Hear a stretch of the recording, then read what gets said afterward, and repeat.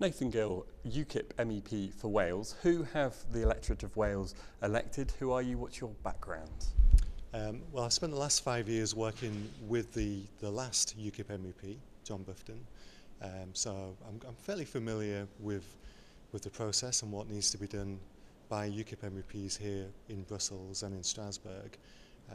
I've got a business background. I'm a family man. I've got 5 children, and I'm here because I genuinely believe that the people of Wales have voted in huge numbers because they are Eurosceptic and that they want a voice here. They want us to keep an eye on what's going on, what's been done in their name, done with their money, and they need to be informed because really it's only a UKIP MEP who's going to come back to Wales and actually inform the people of Wales what's happening here. Do you plan to take an active role out here? Some MEPs, some kind of protest vote MEPs, not just British but from other countries, are saying that they're not going to turn up. Others say that they will be here and they'll be fighting the, in your case, Welsh-British corner. What's your take, and how are you going to be working over the next 5 years? I said all along during the campaign that there are 2 classes of UKIP MEP, those that come here very, very rarely, and those that come here and do as much as they can for their regions.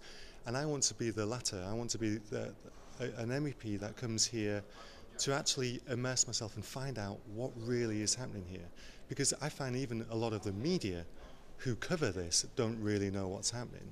And so I do feel it's important that I come here, I am involved, I do find out this key information, but also while we are part of the EU, while we are here, it's important that Wales gets its fair share of our money back, and I will be doing my best to make sure that we do not miss out. I mean, you mentioned the European funding, but what else is going to be then your focus? What's your area of interest? Because there's so many different areas you could look at. What are your kind of top priorities going to be? Well, that's right. There's 20 committees and there's also 2 subcommittees, so that's 22. We currently have 24 MEPs.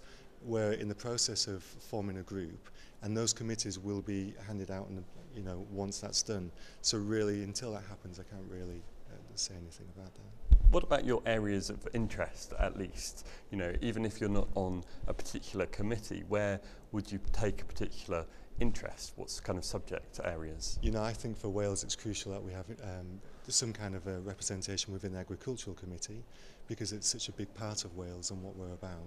So I would very much hope to be able to be involved in that. And so you say you're going to be kind of taking an active role. What do you think of some of your colleagues that have already indicated that they're not planning to take such an active role, that they're not planning, they're part of what you call that first category? Well, we've hidden nothing from the electorate. We've let the electorate know exactly what we're about, that we oppose this institution, that the entire EU, we want Britain to leave.